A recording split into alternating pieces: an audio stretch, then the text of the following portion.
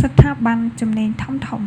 បានចាប់បុរសម្នាក់នៅក្រុងប៉ោយប៉ែតពាក់ព័ន្ធនឹងបទល្មើសរំលោភចរិតករណីហើយចែកចាយរូបភាពតាមបណ្ដាញសង្គមក្រុមការងារចម្រុះ Fox Road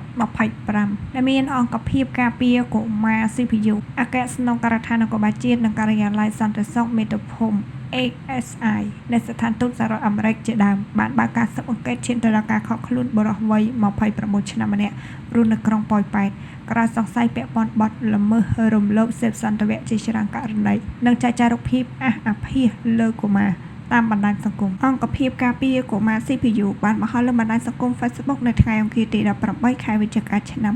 2025នេះថាក្រុមការងារចម្រុះបានចាប់ផ្ដើមបើកការស៊ើបអង្កេតទៅលើសកម្មភាពរបស់ជនសង្ស័យខាងលើនេះបន្ទាប់ពីបានរកឃើញនូវរូបភាពអាភាសលើកុមារកម្ពុជាត្រូវបានផលិតនិងបង្ហោះនៅលើប្រព័ន្ធអនឡាញជាលទ្ធផលនៃការស៊ើបអង្កេតនិងការឆែកឆេរបរិវេណរស់នៅជាច្រើនទីតាំងបច្ចុប្បន្នជនសង្ស័យត្រូវបានឃាត់ខ្លួននិងបញ្ជូនទៅផ្ដន្ទាទោសតាមច្បាប់នៅសាលាដំបងខេត្តបន្ទាយមានជ័យពីបទរំលោភសេពសន្តិវៈមានស្ថានទម្ងន់ទោសលើកុមារនិងពីបទផលិតចែកចាយរូបភាពអាភាសលើកុមារ CPU បានអះអាងថាការស៊ើបអង្កេតនេះនៅកំពុងតែដំណើរការនៅឡើយហើយជនរងគ្រោះជាច្រើនរូបក៏ត្រូវបានសមត្ថកិច្ចកំណត់អត្តសញ្ញាណយើងនឹងជឿជាក់ថាបន្ទាប់ពីធ្វើការកសោបវិច័យពេញលេញទៅលើសម្ភារៈ Digital ជាច្រើនដែលត្រូវបានដកហូតនោះយើងនឹងរកឃើញនូវជនរងគ្រោះជាច្រើនអ្នកបន្ថែមទៀត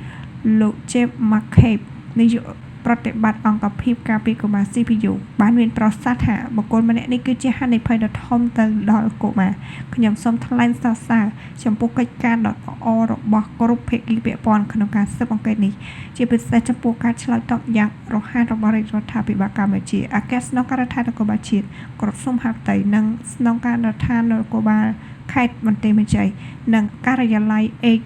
SI ដែលបានគាំទ្រការស៊ើបអង្កេតនេះនិងឈានទៅដល់ដំណាក់កាលឃាត់ខ្លួនមកសញ្ញាលោកចាត់ទុកករណីនេះជាសារដាស់តឿនទៅកាន់គ្រប់បុគ្គលដែលគិតថាកម្ពុជាពុំមានលទ្ធភាពស៊ើបអង្កេតទៅលើបទល្មើសលើកុមារតាមប្រព័ន្ធអនឡាញប្រសិនបើនរណាម្នាក់ផលិតរូបភាពអាភាសលើកុមារកម្ពុជាហើយចែកចាយតាមប្រព័ន្ធអនឡាញយើងឆ្លើយតបដោយបើកការស៊ើបអង្កេតនិងឃាត់ខ្លួនបុគ្គលនោះ